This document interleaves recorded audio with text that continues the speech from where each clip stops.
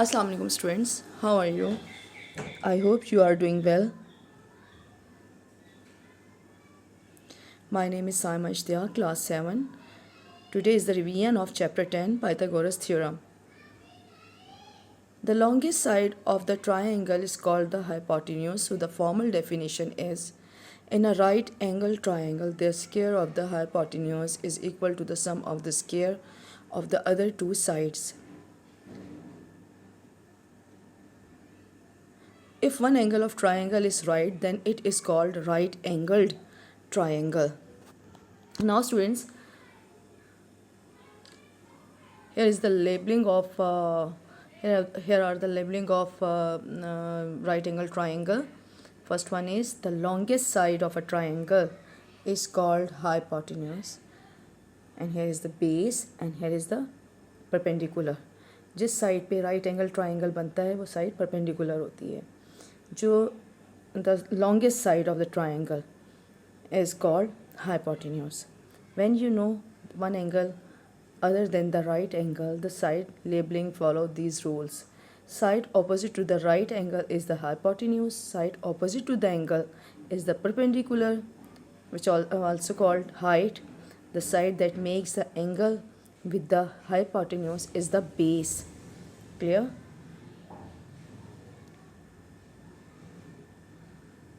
Okay. What is the formula to find the Pythagoras theorem?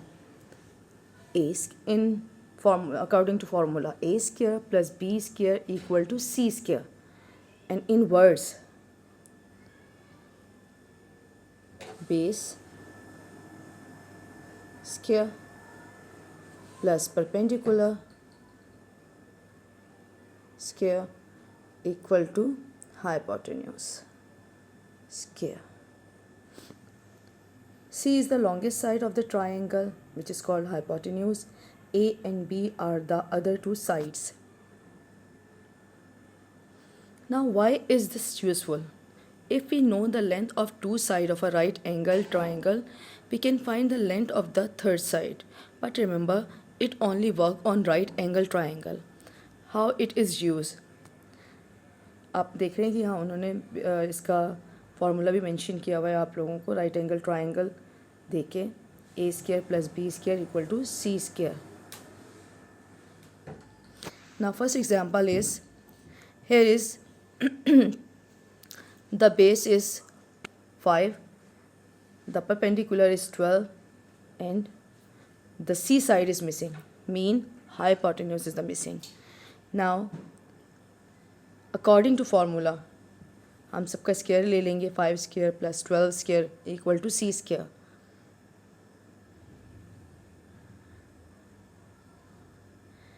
Five square is 5 2 ज़ार 5 5 ज़ार 25, 12 ज़ार 144 and C square as it is. और इसके बाद हम क्या करेंगे कि बेस और परपेंडिकुलर की लेंथ को मेजरमेंट को हम ऐड कर लेंगे.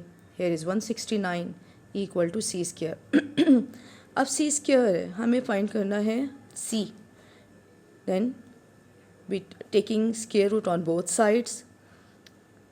जब हमने स्क्वायर रूट दोनों साइड्स का लिया तो हमारे पास आंसर आ गया 13. 169 को जब हमने स्क्वायर रूट के अंदर रखा तो हमारे पास आंसर आ गया 13. Mean the hypotenuse, the measurement of hypotenuse is 13 centimetre या metre. The next example is here is perpendicular is missing. Base given, hypotenuse given है, लेकिन हमारी perpendicular की measurement missing है. Now same as starting with formula a square plus b square equal to c square, mean 9 square plus b square equal to 15 square. 9 9s are 81. b square as it is and 15 15s are 225. Now अब हम इस तरह करेंगे कि 81 यहाँ पे B square के साथ ऐड हो रहा है तो इक्वल टू की दूसरी साइड पे जाकर सब्ट्रैक्ट होगा. इसके बाद हमारे पास आंसर आ गया 144. B square is 144. हमें रिक्वायर्ड है B. Then taking square root on both sides, जब हमने स्क्वायर रूट ले लिया तो हमारे पास 12 मेजरमेंट उसकी निकल आई. Now the third example is, here is base is missing. Same formula, a square plus b square equal to c square. Now a square as it is रहेगा,